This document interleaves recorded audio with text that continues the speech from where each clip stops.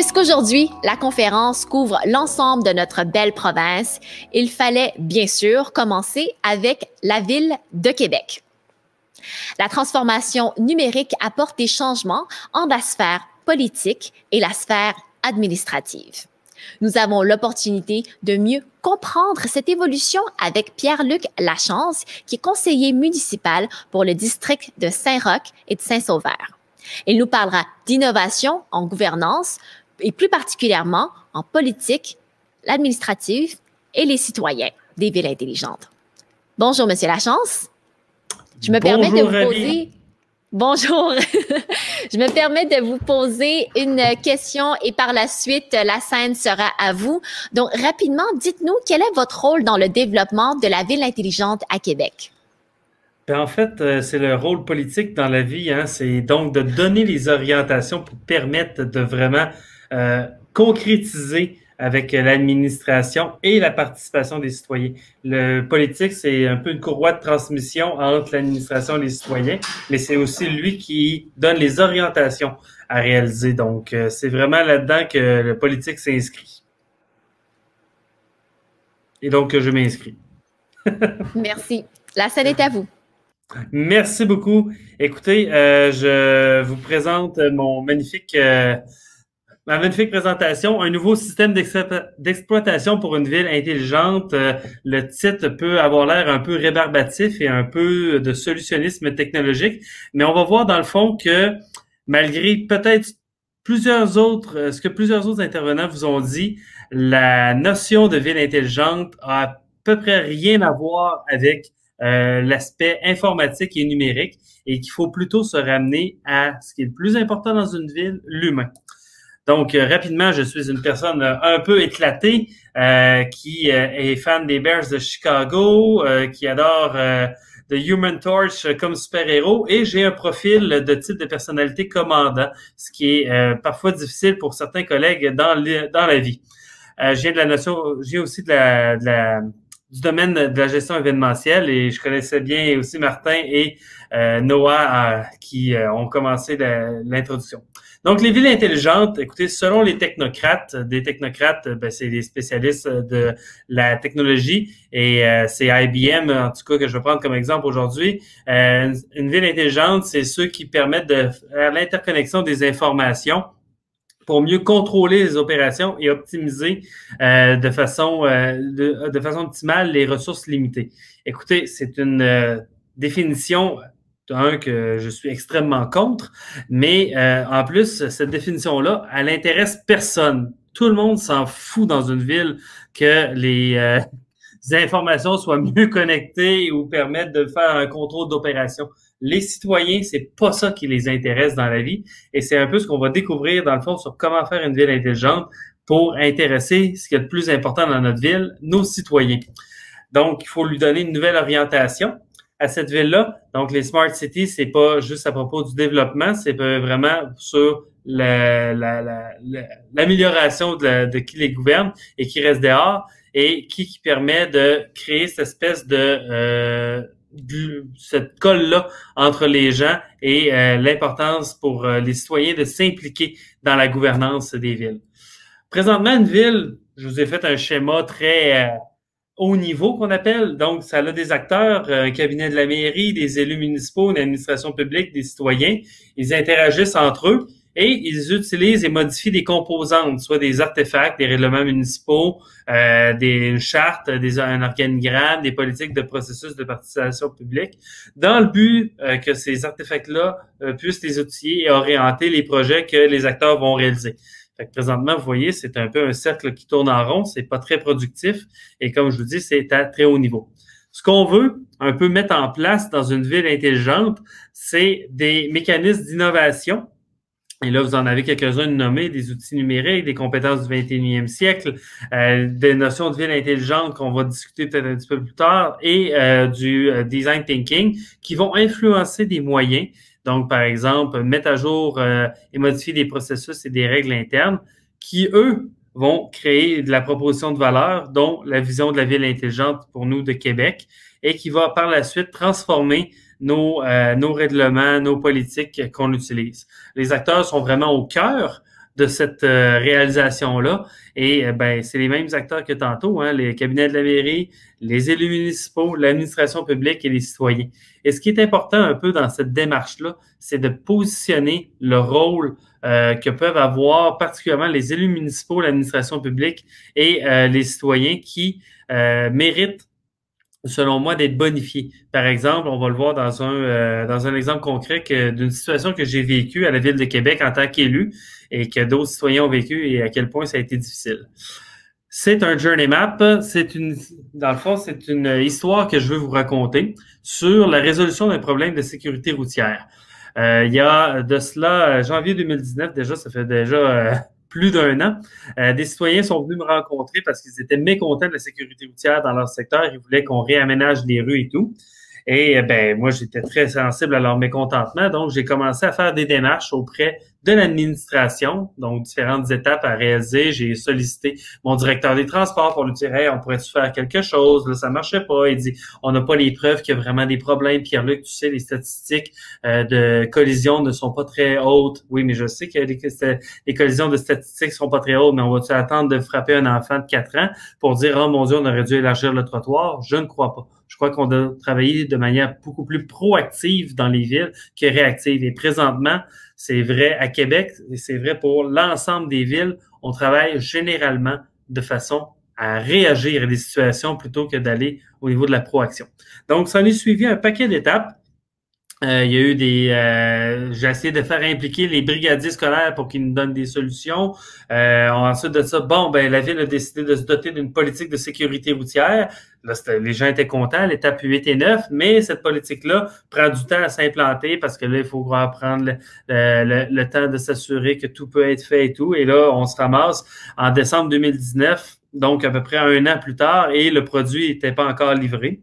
Et des délais administratifs, des présentations qui sont reportées, des priorités qui changent, les enjeux budgétaires.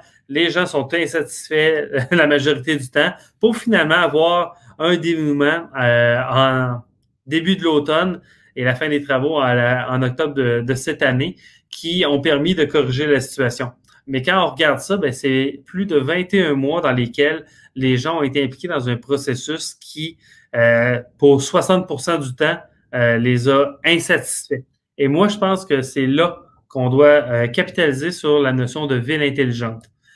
Donc, pour vous montrer un peu, dans le politique, moi, j'ai été insatisfait pendant toute cette démarche-là pendant 76% du temps. Les citoyens pendant 60 quelques pourcents du temps. L'administration aussi a été insatisfaite parce que je les relançais, comme on dit, je leur poussais dans le derrière pour dire go, go, go, on fait des changements, mais ça marche pas comme ça. Donc, tout le monde était insatisfait. Donc, moi, je dis, à partir de là, comment on fait pour changer le paradigme de fonctionnement des villes? Ben, c'est là qu'on va aller utiliser les compétences que je vous ai parlé, donc de travailler en équipe, de collaborer de façon plus rapprochée entre les citoyens et les élus, et pour que les élus apportent un bon input au niveau des travaux à faire pour les services qui peuvent être touchés. Puis je vous donne un exemple. Cet été, le département de la foresterie urbaine a prévu faire des nouvelles plantations dans le secteur de Saint-Sauveur. On peut intégrer des éléments numériques, donc des îlots chaleur. Gilles mesure un peu des données et décide d'intervenir, des zones de priorité pour intervenir. Il présente le tout au conseil municipal du secteur, moi, pour voir quelles sont les propositions d'aménagement qui pourraient être priorisées. Et par la suite de ça, ben, on va travailler avec nos conseils de quartier et eux viennent bonifier et nous aider à choisir le meilleur endroit. Et ils nous proposent, par exemple, d'ajouter des arbres fruitiers qui vont pouvoir alimenter un organisme du secteur pour fabriquer de la gelée pour les familles défavorisées du secteur. Et par la suite, ben, avec un sondage en ligne qui nous aide à prioriser l'endroit où on doit faire notre intervention, ben, les élus viennent voter un peu le projet. Donc, c'est l'utilisation du système fonctionnel d'une ville que vous pouvez voir, mais vu différemment. Pourquoi? Ben, parce que les élus ont été embarqués non pas juste en post-mortem, donc se faire présenter un projet par l'administration, mais vraiment en pré-mortem du projet. Donc, aider à définir quels seront les meilleurs endroits avec l'administration, favoriser la participation citoyenne des gens et donc de livrer la marchandise, comme on dit en bon français. Je veux terminer rapidement parce que les 10 minutes passent vite. Quelques idées lecture qui, moi, m'ont inspiré. et qui, j'espère, vous inspireront à travailler votre vision de ville intelligente. C'est important que une ville intelligente soit définie par les éléments de gouvernance. Donc, il faut vraiment que vous travailliez les éléments de vision auxquels les gens vont pouvoir se rattacher, mais auxquels aussi vos processus administratifs vont pouvoir se rattacher, parce que si vous voulez permettre justement de faire une ville intelligente, bien, il faut que vos processus, puis ça peut aller jusqu'à la plantation d'arbres, là, comme on se montre, là, ça peut être des processus très concrets, mais soient travailler en fonction des valeurs de ville intelligente que vous voulez donner à votre ville. Et je tiens à vous rassurer, j'ai fait des dizaines, voire des centaines de lectures. Je suis en train de faire une maîtrise sur le sujet et je peux vous dire qu'il n'existe pas une définition unique de ville intelligente. C'est à vous de trouver votre définition de ville intelligente, mais n'oubliez pas que vous êtes là pour créer une ville pour votre monde, pour que ces gens-là soient bien dans votre ville et se sentent partie prenante, parce que plus ils participent à la définition de votre ville sera en santé, c'est sûr et certain. Je vous remercie beaucoup. Ça fait 9 minutes 30. J'espère avoir eu l'opportunité de bien vous présenter le tout.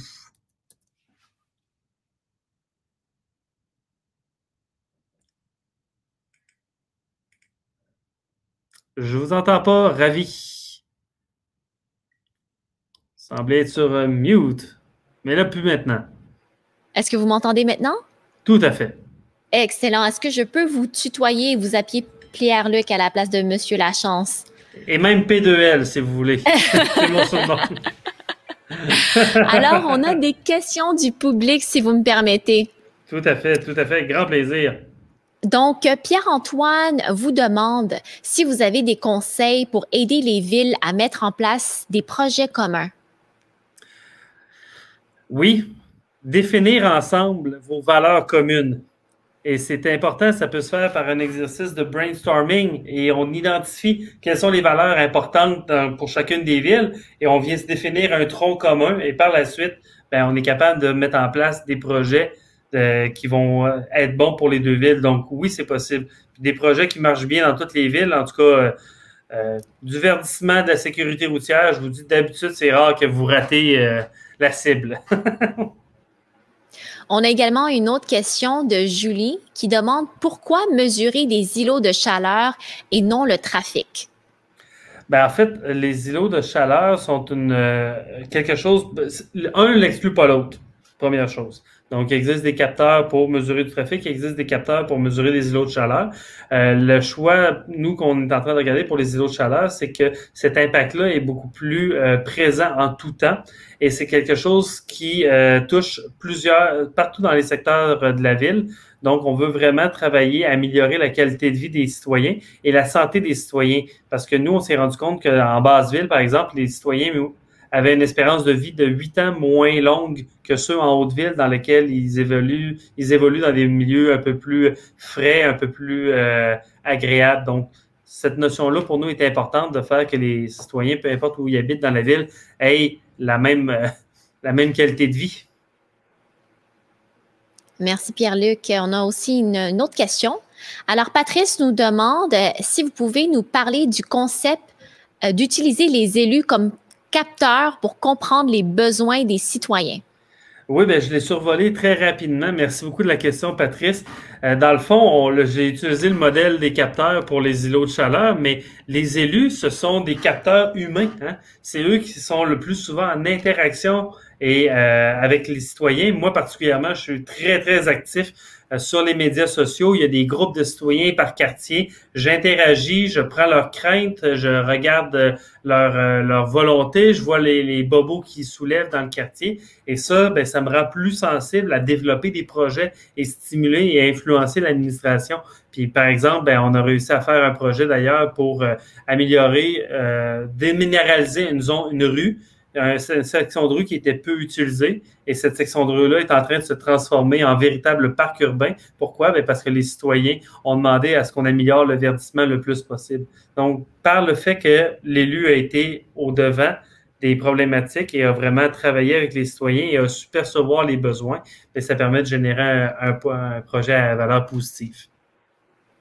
On a également une autre question d'Amélie. Amélie se demande quelle est la meilleure façon pour rejoindre des élus, pour partager, dans le fond, les idées en lien avec la ville intelligente. J'en comprends que vous avez également beaucoup d'informations, vous êtes très actif sur les réseaux sociaux, mais avec toute l'information, quelle est la manière la plus optimale? Moi, je suis obligé de dire pour la majorité des élus, parce que tu sais, il y a des élus qui sont justement très techno, très sur les médias sociaux, mais la façon de rejoindre un élu la plus efficace, c'est le courriel. Ça garde un écrit, ça permet de relancer, puis ça permet de garder pour vous une trace des communications que vous avez. Par la suite, à partir de quelques échanges courriels, si une réunion a besoin, c'est sûr ça va se débloquer. Et ne jamais hésiter, par contre, si vous vous intéressez à la politique municipale, d'aller ajouter des élus. Vous n'êtes pas obligé d'en faire des amis sur Facebook. Là, il y a des façons de juste suivre la personne et ça vous permet de vous garder informé des valeurs, des projets et des visions de cette personne-là et de l'interpeller si vous avez des questions, des problématiques. Merci Pierre-Luc et on va prendre une dernière question du public. Donc Patrice Duguay nous demande comment concilier les points de vue différents lorsqu'on n'arrive pas nécessairement à obtenir un consensus?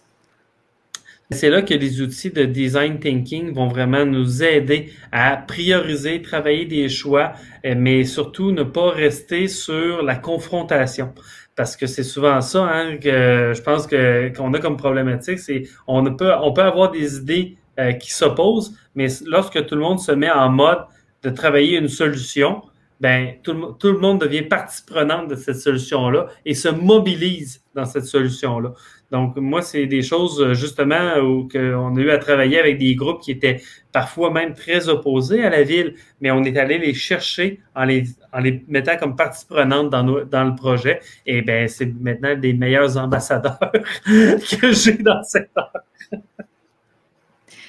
Merci beaucoup, Pierre-Luc. Merci pour votre temps. Les gens également peuvent vous rejoindre à travers les réseaux sociaux s'ils veulent vous contacter. Donc, c'est tout le temps qu'on a, mais je vous remercie beaucoup. Merci, Ravi. Bonne journée.